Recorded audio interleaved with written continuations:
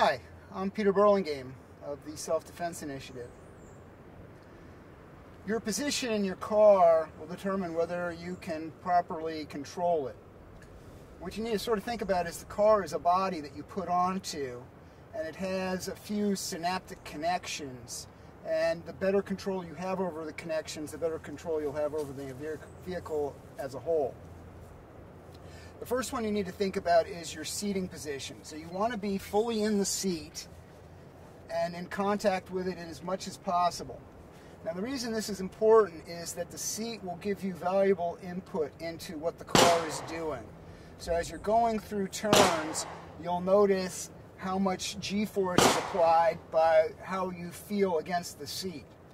I've had times when I've been on slippery roads and I could feel that the car was starting to lose traction just before it fully did, and I was able to save myself from going into a skid just by the input I was getting through the seat. So once you've got yourself set into the seat properly, and we want ourselves to be fairly upright, you don't want to be against the steering wheel, but we don't want to be, low riding either. The next thing we want to look at is how close to the steering wheel and the rest of the controls we are. One of the things you can do when you're setting this up to determine your positioning is to put your wrists on top of the steering wheel and then adjust the seat. And that will give you one pretty good reference. That will put your hand so that there's a little bit of bend in your elbows. You don't want to have your arms fully extended, and you don't want them so the steering wheel is in your face, because you're going to tie yourself up in quick maneuvers. And at full extension, you don't have good control either.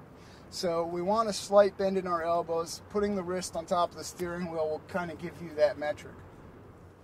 Another thing we should be looking for in seat position is in regards to how far away you are from the controls is the foot pedals, so the accelerator and the brake. What I like to do is put my foot on the brake, push it all the way to the ground, and then run my seat back so that I still have some bend in my knee. I don't want my leg fully extended to get my foot all the way onto the brake at the full depression. And you need to kind of balance between the foot positioning and the hand positioning on the steering wheel. So you want to be able to reach the accelerator and the brake with a little bit of bend in your knee.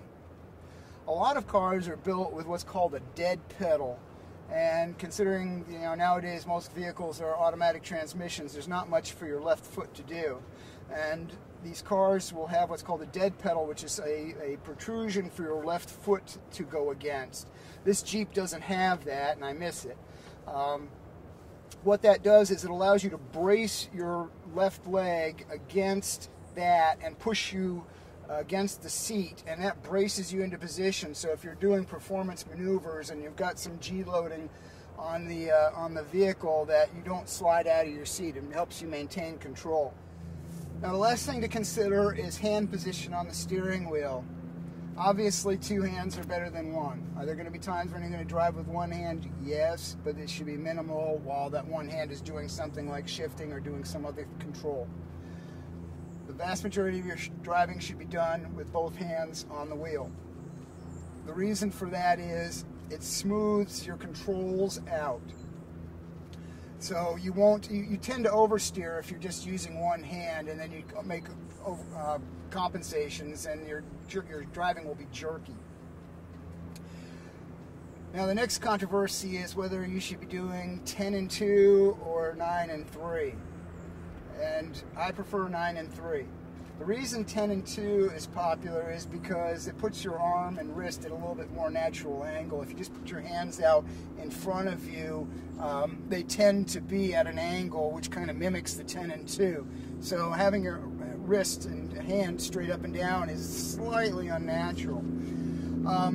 But having your hands at 9 and 3 does an important thing. It puts your hands 180 degrees apart from each other. That's what's critical. Here, they're both on the same side of the steering wheel. And one, it's unbalanced, and two, as soon as you start maneuvering the car, the hands will get tied up quicker than if your hands are down here at 9 and 3. You can move your hands a full 180 degrees without having to take your hands off the steering wheel. So once again, to go over all of that, we want to be in our seat upright with full contact with our back and our legs. We want to have distance from the controls that is comfortable, but that allows us to operate the controls efficiently, quickly. So one of the metrics is the back of your wrist on the top of the steering wheel, and that will give you the slight bend in the arms. And also look for foot position and always having a slight bend in the knee, even at full extension. Those simple things will help you control the car to its fullest and help you in extreme situations and in performance driving. I'm Peter Burlingame of the Self-Defense Initiative. Thanks for watching. Be safe out there.